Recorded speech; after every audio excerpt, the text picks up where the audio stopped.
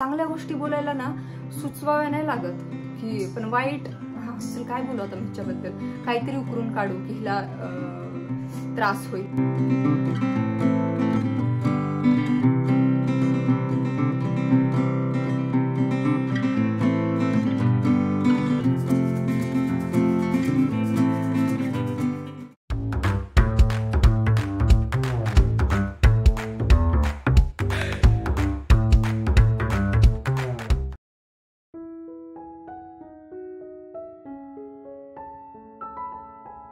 Hi hello नमस्कार, कसे आहात? मजेत ना? मजेतच असायला हवं।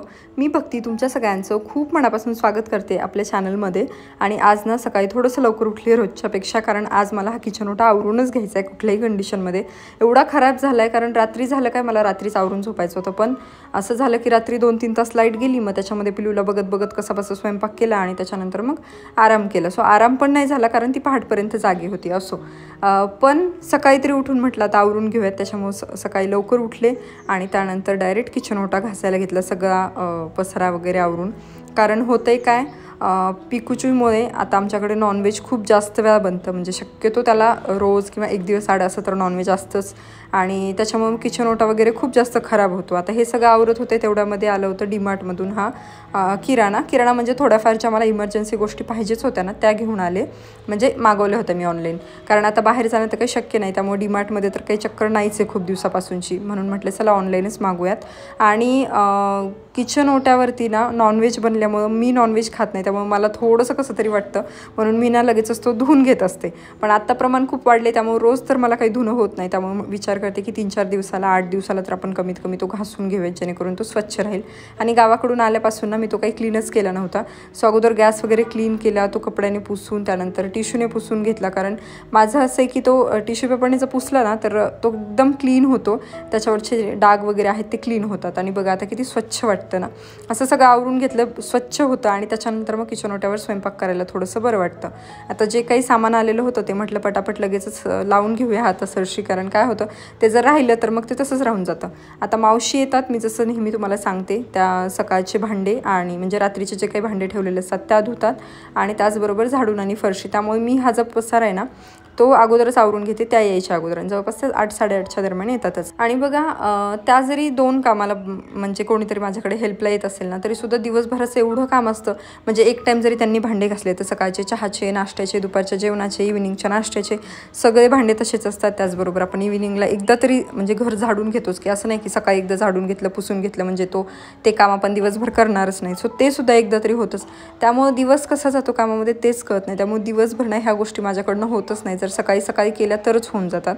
म्हणून मग इथला हॉलमधला टेबल वगैरे पण आवरून घेतलं, कारण हे सुद्धा खूप धूळ झाली होती। आणि असं म्हणतो की घर आपलं किती पॅक असतं, कुठूनच धूळ यायला जागा नाही आहे, काय नाही, पण आता पिकूमुळे पण आमचा जो हॉलचा दरवाजा असतो ना बाल्कनीच्या तिथला, तो कंटिन्यू आम्हाला उघडा ठेवावा लागतो, कारण त्याला मग वॉशरूमला वगैरे जायचं असतं बाहेर। त्यामुळे एवढं सगळं केल्याच्या नंतर ना म्हटलं चला आपण आता चहा नाश्ता करून घेऊयात। तर इथे मी बटर लावून ब्रेड क्रिस्पी करते, आणि त्याचबरोबर इथे गरमागरम चहा ठेवला आहे, कारण त्यांना ना हे दोन्हीचं कॉम्बिनेशन खूप आवडतं।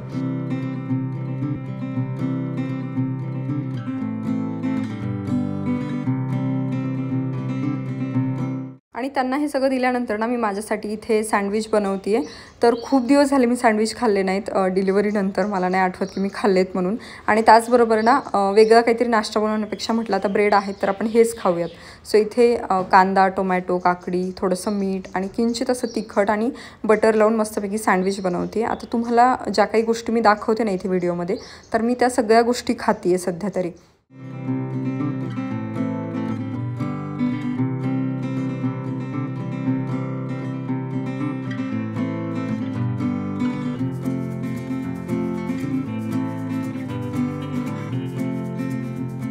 तर आत्ताच माझं आवरून झालंय, स्वतःच आवरलं, परत नाश्त्याचं वगैरे जे काही भांडे वगैरे होते ते परत किचन ओटा क्लीन केला, कारण दिवसातून 4 वेळा मला सध्या किचन ओटा क्लीन करावा लागतो, नाश्ता, जेवण, परत इव्हिनिंगला काहीतरी थोडंसं खाणं, आणि त्याच्यानंतर मग रात्रीचं।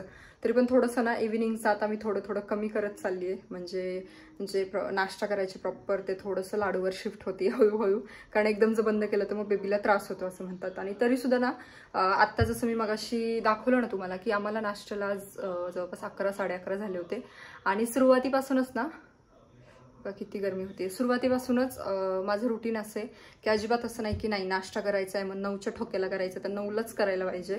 सो 11, 11:30 कधी कधी मी 12 वाजता सुद्धा नाश्ता केलाय आणि ती सुरुवातीपासून सवय लावली आहे, त्याच्यामुळे तिला काही त्रास होत नाहीये. सो तुम्ही जर एकटे असाल ना तर तुम्ही सुद्धा सुरुवातीपासून ह्या गोष्टी करा. कारण काय होतं, आपण जेव्हा आईकडे असतो किंवा आपली सासू जर असेल ना तर आपण त्यावेळेस एकदम प्रॉपर सगळ्या गोष्टी करतो, पण आपण एकटे जर असतो तर मग त्या गोष्टी होत नाही. त्यामुळे सुरुवातीपासून सगळ्या जर सवय असतील ना तर ते कधी पण बेस्ट आहे. थोडंफार तिखट खाण्याची सवय सुद्धा सुरुवातीपासूनच होती. आणि आता मग माझं हे आवरून घेतलं कारण यांना पण जायला उशीर झाला. हे वाट बघत होते की हिच्या उठण्याची, कारण आता जवळपास 12, 12:30 होत आलेत पण ही काही उठलीच नाही अजूनपर्यंत. कारण रात्रीचं तिचं असं रुटीन चाललंय की ती 12:30, 1 सॉरी 4:30, 5 अशी तिला झोपायला होतात. त्याच्यामुळे आम्ही दोघंही पहाटे झोपतो आणि त्याच्यानंतर मग पुन्हा सकाळी 7, 8 वाजता वगैरे उठावं लागतं. सो असं सध्याचं रुटीन चाललंय, त्यामुळे एवढी चिडचिड होतीये.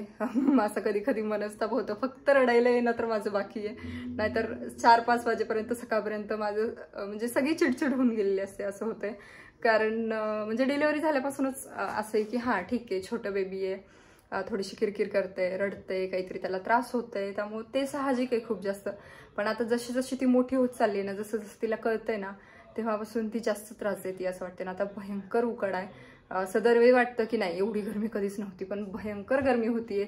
त्यात भरपूर मच्छर आहेत, त्यामुळे सगळे प्रॉब्लेम सोबत आहेत आणि तिला त्याचा त्रास होतोय, त्यामुळे मग ती आम्हाला त्रास देते आणि मग आम्ही रात्रभर जागरण चालू आहे. सो त्याच्यामधून सुद्धा ना एवढ्या सगळ्या गोष्टी करून सुद्धा जे मी व्हिडिओज अपलोड करते त्याच्यामध्ये आजकाल काही ज्या स्त्रिया आहेत तर त्या खूप निगेटिव्ह कमेंट्स करणार आहेत. सो त्याच्याबद्दल तर मी बोलणारच आहे.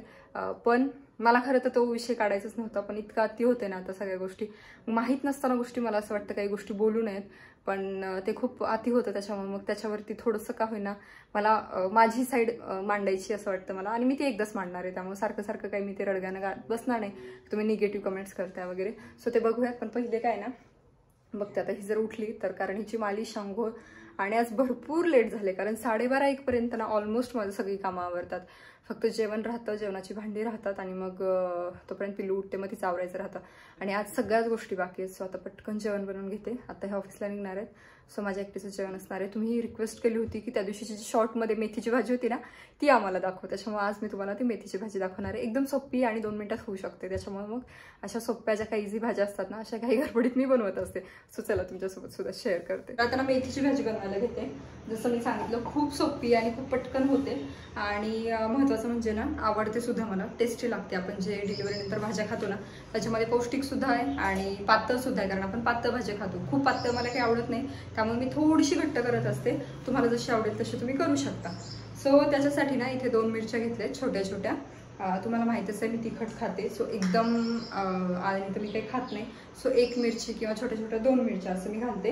आणि त्याच्यानंतर एक 4-5 कुड्या बघा लसणाच्या घेतल्यात. आणि त्याच्यामध्ये इकडे थोडीशी मेथी घेतली बघा, एवढीच आहे, कारण ही मी कट करणार आहे. आणि त्याच्यासोबत ना इथे मला थोडीशी शेंगदाणे पण लागणार आहे. सो मिक्सरच्या भांड्यामध्ये लसूण, मिरची आणि थोडे जे शेंगदाणे ते मी घालते.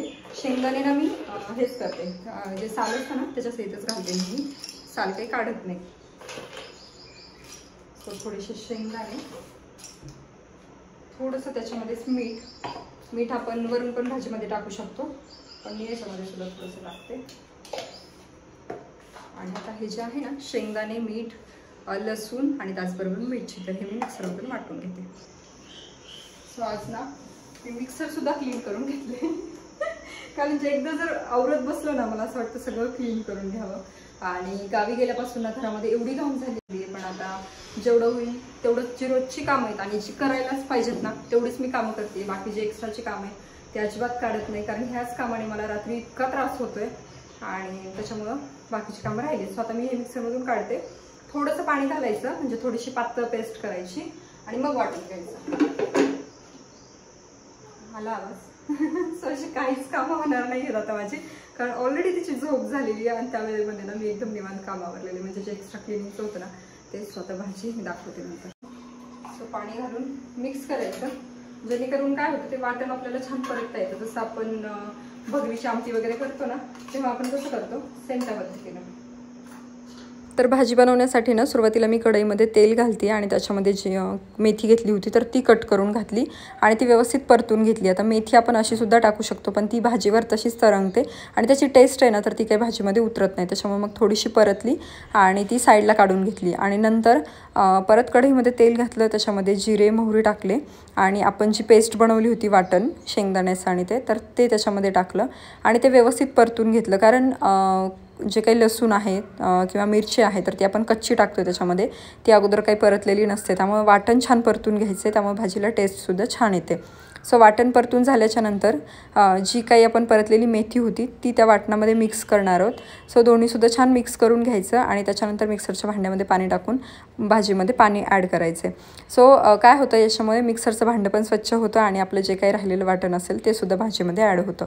आता तुम्हाला किती घट्टसर भाजी बनवायची किंवा किती पातळ आवडते तुम्हाला त्यानुसार परत वरतून पाणी ॲड करायचं आणि पाणी ॲड केल्याच्यानंतर बस मीठ टाकायचे आणि दॅट्स इट, आपली भाजी तयार आहे. खूप सोपी आहे आणि खूप लवकर होते ही भाजी आणि सगळेजण खाऊ सुद्धा शकतात. बघा आता भाजी बनवून झाली आहे आणि तुम्ही सुद्धा नक्की एकदा ट्राय करा आणि जर आवडली ना तुम्हाला कमेंट करून सुद्धा नक्की सांगा. कारण शॉर्ट नंतर ना बऱ्याचशा अशा रिक्वेस्ट होत्या की त्या भाजीची रेसिपी म्हणजे कशी आहे, तू बनवली कशी, तर ती आमच्यासोबत शेअर कर. म्हणून म्हटलं चला आपण शेअर करू. आणि जशी मगाशी मी तुम्हाला सांगितलं की आज ना भयंकर गरमी आहे आणि त्याच्यामध्ये हेअर वॉश केले ना मग तर काहीतरी वेगळ्याच लेवलची गरमी होते. सो असं आहे. आणि मगाशी मी सांगितलं की निगेटिव्ह कमेंट्सबद्दल, तर जेलसी म्हणावी का निगेटिव्हिटी म्हणावी का म्हणजे काय म्हणावं मला कळत नाही एक्झॅक्टली. आणि ते जेलसी तरी असावी तर कोणाबरोबर असावी, समजा आपल्या घरातले आपल्यापेक्षा कोणीतरी पुढे जाते मग एखाद्या वेळेस जेलस होते, नातेवाईक आहे जेलस होते, फ्रेंड आहे जेलस होते. अरे तुमची आणि माझी तर समोरासमोर भेट पण नाहीये, ओळख पण नाहीये, तुम्ही एवढे जेलस का होते मला हे नाही कळते. म्हणजे मोजक्या अशा काही लेडीज आहेत आणि लेडीज आहेत ह्याचं खरं तर आश्चर्य वाटते. पुरुष लोक कधीच स्त्रियांना कमी खेचत नाहीत माझ्या मते तरी, पण आजकाल महिला ज्या आहेत ना तर त्या महिलांना एवढं कमी खेचतात, मागे खेचतात. स्वतःच्यानेचं काय होत नसेल तर त्या नक्कीच दुसऱ्यांना खाली पाडण्याचा प्रयत्न करतात. सो असं खूपदा मी बघितलेलं आहे आणि सो त्यामुळे म्हटलं हा पण किस्सा तुमच्यासोबत शेअर करते. तर झालं काय, जेव्हा मी गावी गेले होते ना तर तेव्हा एक लेडीज होती, आता नाव मी काही सांगत नाही कोणाचंच, त्यांनी मला 2-3 अशा निगेटिव्ह कमेंट्स केले. काहीतरी सुरुवातीला कमेंट केली, मी त्याला रिप्लाय दिला, त्याच्यानंतर काहीतरी अजून कमेंट केली. मग मी म्हटलं चला असो, हे असे लोक येत राहणार आपल्या लाईफमध्ये, कारण आपण कुठेतरी थोडंसं ग्रो होतोय. मी काय असं खूप मोठं म्हणणार नाही स्वतःला, पण थोडं कुठेतरी ग्रो होतोय आणि आपण काहीतरी वेगळं करतोय. सो ते आपल्याला कोणी ना कोणी खाली खेचण्याचा प्रयत्न करणारच, मग आपल्या ते जवळचे असो किंवा लांबचे असो कोणीही असो.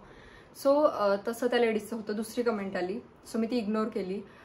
पुन्हा जे मी शॉर्ट्स टाकायचे, शॉर्ट्समध्ये मी बऱ्याचदा विचारते तुम्हाला की हे तुम्हाला कसं वाटलं, माझा लुक कसा वाटला किंवा तुम्ही या पद्धतीनेच करता का. सो अशा बऱ्याचशा गोष्टी विचारते. सो त्याच्यामध्ये असंच काहीतरी होतं की मी एक मेकअप केला होता जेव्हा आमची जी अॅनिव्हर्सरी होती ना तर तेव्हा, आणि मी तुमच्यासोबत शेअर केलं होतं.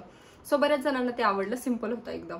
तर त्याच्या खाली पण काय कमेंट आली की जे हे असते ना पोटीची इमोजी असते किंवा वॉमिटिंगची इमोजी असते, सो तशा टाईपमध्ये. सो मी तेव्हा सुद्धा इग्नोर केलं आणि नंतर परत सतत तेच मग इग्नोर करते तर तेच यायला लागलं. मग म्हटलं चला आता आपण काय करूयात, सरळ ह्या व्यक्तीला ना ब्लॉक करूयात. सो तिथे मी तिला ब्लॉक केलं. त्याच्यानंतर दुसरी लेडीज, माहित नाही तीच लेडीज असू शकते वेगळ्या अकाउंटमध्ये, सो अशा भरपूर स्त्री असू शकतात, मी नाही म्हणणार की ती एकटीच असेल. तर दुसरी एक आली, तिने बोलली की आजकाल काहीतरी कोणीही व्हिडिओ बनवते म्हणे आणि बिनडोक कुठले, म्हणजे उठसूट कोणी व्हिडिओज बनवते. अरे उठसूट कोणी व्हिडिओ बनवते म्हणजे तुमच्यासारखी लोक बघतात म्हणून बनवणारी बनवतात ना. आणि व्हिडिओ बनवायचा म्हणजे त्याला पण थोडंसं काहीतरी धाडस लागत असेल ना, कॅमेरा समोर येऊन एवढ्या लोकांसमोर बोलायचं, एवढ्या लोकांना आपण शो होतोय म्हणजे ते दाखवायचं. असं नाही की उठसूट. मग तुम्ही बनवा, तुम्ही एखादा व्हिडिओ बनवून बघा, एखादा पोस्ट करून बघा. आणि तुम्ही तुमच्या घरातली फक्त कामं करताय, आम्ही आमच्या घरातली कामं करून त्यातून 4 पैसे जर कमवतोय दाखवून किंवा जी काही पॉझिटिव्हिटी आहे ती दाखवून, तर काय फरक पडतोय. उठसूट कोणी बनवते आणि बिनडोक हा काय प्रकार आहे. मग मी तिला उत्तर दिलं की तेच तुम्ही बघताय म्हणून बनवणारे बनवतात म्हणे, याच्यामध्ये बिनडोकचा काय प्रश्न आहे. ते झालं. ओके, तिथपर्यंत ठीक होतं. म्हटलं चला असू देत. तिथल्या तिथं मी निस्तरायचा प्रयत्न करते, कारण मला काय वाटतं माहितीये का, माझ्या चॅनलवरती एकतर मी पॉझिटिव्हिटी दाखवावी, कारण प्रत्येकाच्या लाईफमध्ये काही ना काही थोडीफार निगेटिव्हिटी असते, काही ना काही चढ उतार असतात. पण मला नेहमी असं वाटतं की मी तुमच्या समोर नेहमी ज्या पॉझिटिव्ह गोष्टी आहेत, जे काही चांगल्या गोष्टी आहेत ते मी मांडाव्यात, किंवा मग मला ज्या काही नवीन गोष्टी येतात ते मी तुमच्यासोबत शेअर कराव्यात. तुम्हाला काय गोष्टीबद्दल वाटतं किंवा तुम्हाला माझ्याबद्दल काय जाणून घ्यायला आवडेल हे मी तुमच्यासोबत शेअर करते. सो माझी जशी लाईफ आहे ती मी तुमच्यासोबत शेअर करते. त्याच्यामध्ये विंडोचा आणि ह्याचा त्याचा काही प्रश्नच नाहीये. सो ते पण ठीक आहे. त्याच्यानंतर झालं असं की जेव्हा मी दीदींकडे जाणार होती, त्या ब्लॉगमध्ये पण मी तुम्हाला सांगितलं होतं की मला एक कमेंट आली होती. म्हणजे मला लक्षात नव्हतं की हीच ती व्यक्ती आहे, पण मला नेक्स्ट कमेंटवरून कळलं की नाही, ही तीच व्यक्ती आहे. सो पुन्हा एक कमेंट आली की काय माहेरच्यांबद्दलच गुणगान गात असते आणि सासरच्यांबद्दल तर कधीच काही दाखवत नाही, म्हणजे सासू सासऱ्यांबद्दल तर कधीच काही दाखवत नाही, आणि त्यांची काही तुला लाज वाटते का, आणि ब्ला ब्ला ब्ला, भरपूर काही काय होतं ते. सो पहिली गोष्ट, जे माझे जेन्युअन सबस्क्रायबर आहेत तर त्यांना माहिती आहे माझे सासू सासरे किंवा काय करतात, कुठे असतात, सासूबाई नाही आहेत, हे सगळ्यांना माहिती आहे. सो ती व्यक्ती, मला त्या कमेंटवरून कळलं की ती तर मला काही म्हणजे कायमस्वरूपी मला म्हणजे बघत नाहीये, काही नाही, फक्त ती कमेंट पुरती येते आणि निघून जाते. सो असं मग तसं झालं. मग मी म्हटलं लाज वाटण्याचं तर काही कारणच नाहीये, कारण म्हणजे जे कम्फर्टेबल असतात लोक त्यांना मी माझ्या व्हिडिओमध्ये दाखवते. आता माझ्या नंदा आल्या, मी त्यांना दाखवणार, त्या कम्फर्टेबल नसतील, त्या बोलल्या भक्ती हा शॉर्ट नको टाकू, मी नाही टाकणार. प्रत्येकाचा तो वैयक्तिक प्रश्न आहे की व्हिडिओमध्ये यायचं की नाही. आणि आता हे मी मागे पण सांगितलं, हे माझं चॅनल आहे, सो मी काय दाखवते हे मी माझ्या गोष्टी दाखवते. बाकीच्यांचं किती दाखवायचं ना हे मला त्यांना विचारूनच करावं लागतं सगळ्या गोष्टी, बरोबर आहे. सो काही व्हिडिओजमध्ये जर जुने बघितले असतील तर त्याच्यामध्ये मी माझ्या सासऱ्यांना दाखवले, माझ्या 4 नंदा आहेत, मला असं वाटतं मी सगळ्यांना दाखवले, म्हणजे थोडं थोडं का होईना मी सगळ्यांना इंट्रोड्यूस करून दिलेले. त्यांची जी काही मुलं आहेत त्यांना इंट्रोड्यूस करून दिलेले. माझे सासरे गावी का राहतात मी हे सुद्धा सांगितलेले की आमची गावी शेती आहे, सो आम्ही शेती करत नाही, जॉबमुळे आम्ही इकडे राहतो त्यांच्या जॉबमुळे, सो आम्ही तिकडे जाऊन तर काही शेती करू शकत नाही. सो माझे सासरे तिकडे राहतात. पहिले माझे आजी सासू होत्या तर ते दोघं राहायचे. मागच्या वर्षी माझ्या आजी सासू देवाघरी गेला तर सो माझे सासरे राहतात. सो आम्ही आमच्या फॅमिलीमधलं सगळं करतोय की मॅनेज. म्हणजे तुम्हाला एवढं काय की एवढं तुम्हाला की नाही. मग सासरे, आता खूप जण आहेत की त्यांना ते काळजीनं सुद्धा विचारतात बरं का की तुमचे सासरे कुठं राहतात, मग त्यांचं कोण बघतं, किंवा ही गोष्ट वेगळी, किंवा काही चांगल्या हेतूने सल्ले सुद्धा देतात की भक्ती तू असं करत जा, तसं करत जा. त्याबद्दल मला वाईट वाटतच नाही, पण सतत येऊन लाज वाटते लाज वाटायचं काय कारण आहे ना. सो तुम्हाला जर गोष्टी माहित नाहीयेत ना की अशा काय आहेत, सो मला असं वाटतं की प्लीज तुम्ही त्याच्याबद्दल बोलूच नका. आणि तुम्हाला जर खरंच माझे व्हिडिओज आवडत नसतील ना तर ते बघू नका ना. मी काय म्हटलं नाही की नाही माझे आवडत नसतील तरी माझे व्हिडिओ बघायलाच पाहिजे, त्याला लाईक केलंच पाहिजे, शेअर केलंच पाहिजे, असं बोलली का मी तुम्हाला कधी. तुम्हाला माझे व्हिडिओज आवडत असतील तर नक्की लाईक करा, शेअर करा, सबस्क्राईब करा. सो हे असं माझं एवढं सिंपल वाक्य असतं. सो तुम्हाला माझे जर व्हिडिओ आवडत असेल तर नक्की बघा, नाहीतर नका बघू, कारण त्यानं माझं काहीच होत नाहीये. तुम्ही निगेटिव्ह कमेंट केल्या, तुम्ही हेट दिलात तर मी माझे व्हिडिओ बनवतच राहणार आहे. असं नाहीये की मी माझे व्हिडिओ बंद करणार आहे तुमच्यामुळे, तुमच्यासारख्या लोकांमुळे. सो मी त्या एका बाईला बोलते, बाकीचे प्लीज पर्सनली घेऊ नका. तुम्ही सगळेजण मला खूप छान सपोर्ट करताय आणि त्याबद्दल खरंच खूप थँक्यू. मी तर नेहमीच म्हणत असते, पण त्या ज्या व्यक्ती आहेत ना जे हेट देतात त्यांना बोलते. सो तुम्ही व्हिडिओ बघू नका, कारण त्यानं मला फरक नाही पडत आहे. मी व्हिडिओ माझे बनवतच राहणार आहे. त्यानं उलट तुमचा तोटा होतोय की तुमचा एकतर वेळ वाया जातो. नाही म्हणजे यायचा व्हिडिओ बघायचा, नेमकं त्याच्यामध्ये काय काय चाललंय काय काय नाही, आणि नंतर त्याच्यावरती खराब कमेंट करायची. म्हणजे खराब चांगल्या गोष्टी बोलायला ना सुचवाव्या नाही लागत की, पण वाईट चल काय बोलू आता मी हिच्याबद्दल, काहीतरी उकरून काढू की हिला त्रास होईल, असं बोलण्यासाठी ना खरंच तेवढा वेळ आणि तेवढे कष्ट द्यावे लागतात. सो ते तुम्ही नका देऊ, तुमचा वेळ नका वाया घालू, मला असं वाटतं. ओके, तिथपर्यंत ठीक आहे. मी ते खूप हसत घेतलं होतं. हसत म्हणजे मी खूप लाईटली घेतलं होतं ते की अरे माझ्या फॅमिलीमध्ये आता नंदनची लग्न झाली आहेत, सो त्या तिकडे असतात, सासरे असतात, त्यांना मी कधीतरी दाखवते. सो मी आणि हे पण होते गाडीमध्ये, जसं तुम्ही बघितलं दीदींकडे जातानाचा ब्लॉग आहे तो. नसेल बघितलं तर तुम्ही तिथे बघू शकता. सो तिथे आम्ही खूप लाईटली घेतलं की हा आहेत तर मी तेवढं दाखवते. आणि माहेरच्यांचं गुणगान गाते तर ते माझ्या पहिल्यापासून त्यांनी माझ्याकडे लक्ष दिले.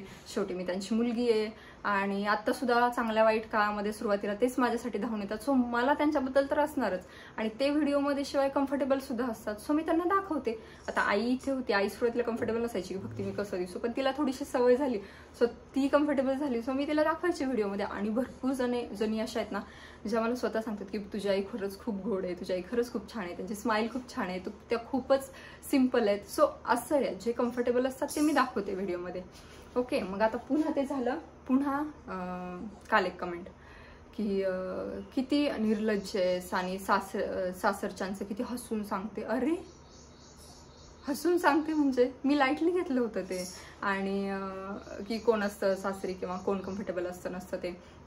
आणि टिकली लावते, डस्की कुठली का डस्टी कुठली असं काहीतरी होतं.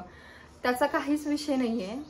टिकली ही आपली परंपरा आहे. म्हणजे एकतर मला आवडतं पण टिकली लावायला. जे काही आपण इंडियन वेअर असतात त्याच्यावर तर मी टिकली लावते.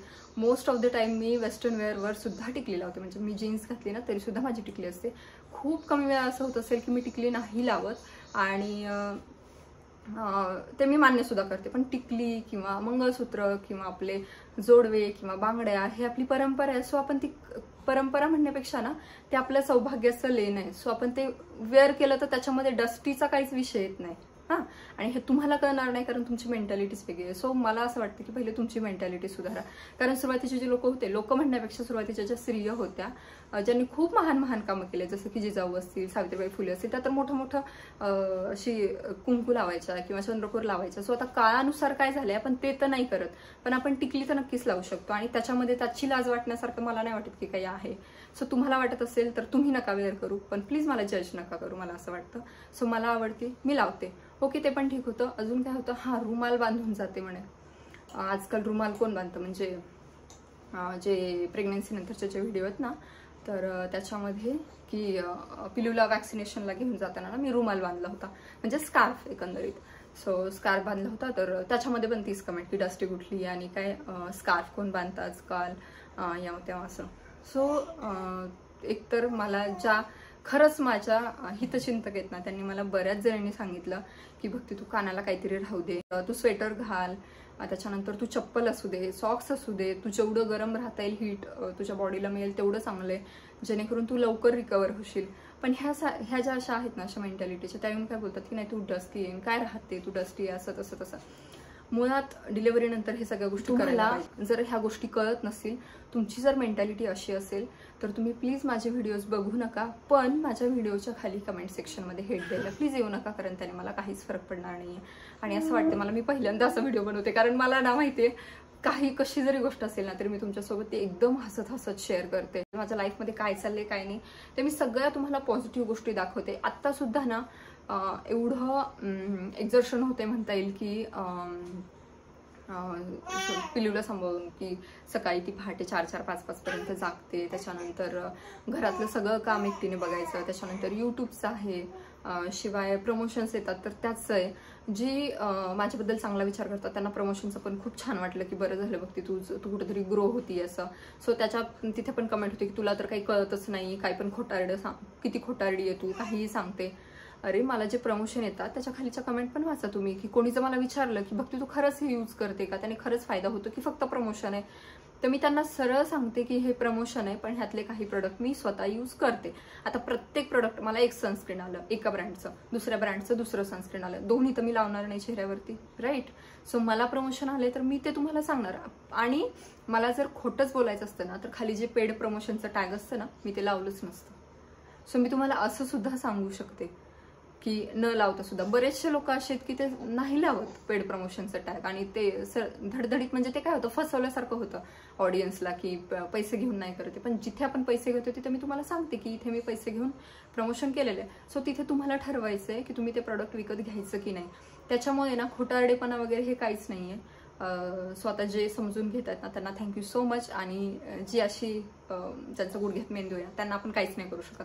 सो हा व्हिडिओ बघून जरी अजून काही हेट द्यायचं असेल तर या, नंतर तर मी तुम्हाला ब्लॉकच करणार आहे. कारण मला माझ्या लाईफमध्ये अशी निगेटिव्ह लोक नको आहेत. खूप कमी लोक म्हणजे खूप अशा निगेटिव्ह लोकांपासून मी लांब राहण्याचा प्रयत्न करते. खरं तर जी काही निगेटिव्ह लोक आहेत एकतर त्यांच्याशी बोलणंच बंद करायचं, म्हणजे कॉन्टॅक्टच ठेवायचा नाही, जेणेकरून काय होतं आपल्याला त्रास होत नाही. आणि माझा त्रास कसा कमी होईल मी ते नेहमी बघते. आपण कसं खुश राहू हे मी नेहमी बघते. कारण दुसरे लोक आपला विचार करणारे नाही आहेत, त्यामुळे आपण आपला विचार करायचा. आणि जेवढे काही पॉझिटिव्ह लोक आहेत, जेवढे आपल्या लाईफमध्ये खरंच आपला विचार करतायत, जे आपल्यासोबत खरंच चांगले राहत आहेत, फक्त त्यांच्यासोबत व्यवस्थित राहायचं. सो मी माझ्या ह्या लाईफमध्ये पण असंच करते आणि तुम्हाला म्हणजे जे काही आपली सबस्क्रायबर्स यूट्यूबची जी फॅमिली आहे तिकडे सुद्धा मी तसंच करते. सो दॅट्स इट, एवढंच बोलायचं होतं मला. बाकी ह्यांना काही स्पष्टीकरण देऊन काही उपयोग नाही आहे, पण मला हेच सांगायचं होतं की मी जे काही करते सध्या, प्रमोशन झालं किंवा बाकीही झालं, तर मी ते खूप माझी धावपळ ओढताणहून करते. त्यात सुद्धा मला बाळाकडे लक्ष द्यावं लागतं. ती जागी असताना मला ह्या गोष्टी करता येत नाहीत, मी तुम्हाला खरं सांगते. आता ती उठली आहे त्यामुळे मला तिच्याजवळच बसणं आहे. ती जर थोड्या वेळाने झोपली तर मी बाकीचं सगळं काम आवरणार, ती झोपली तर मी एडिटिंग करणार. कारण होतं काय, ती जागी असताना, ती माझ्याजवळ असताना जर मी मोबाईल बघत बसले ना, ती सुद्धा मोबाईल बघते. त्यामुळे मी आता खूप प्रमाण कमी केलेलं आहे ती गोष्ट करण्याचं तरी. सो चला, आजचा व्हिडिओ इथेच एंड करते आणि तुमचं प्रेम असंच राहू द्या. बाकी जे काही हेटर्स आहेत त्यांना पण ऑल द बेस्ट. तुम्ही हेच काम करत राहा. तुम्ही लाईफमध्ये तुमची कामं सोडून हे कामं तेवढी करत राहा परफेक्टपणे. सो चला, आजचा व्हिडिओ मी इथे सेंड करते. कसा वाटला ते नक्की सांगा. सो चलो, भेटू पुढच्या व्हिडिओमध्ये. असंच खुश राहा, काळजी घ्या. तोपर्यंत बाय.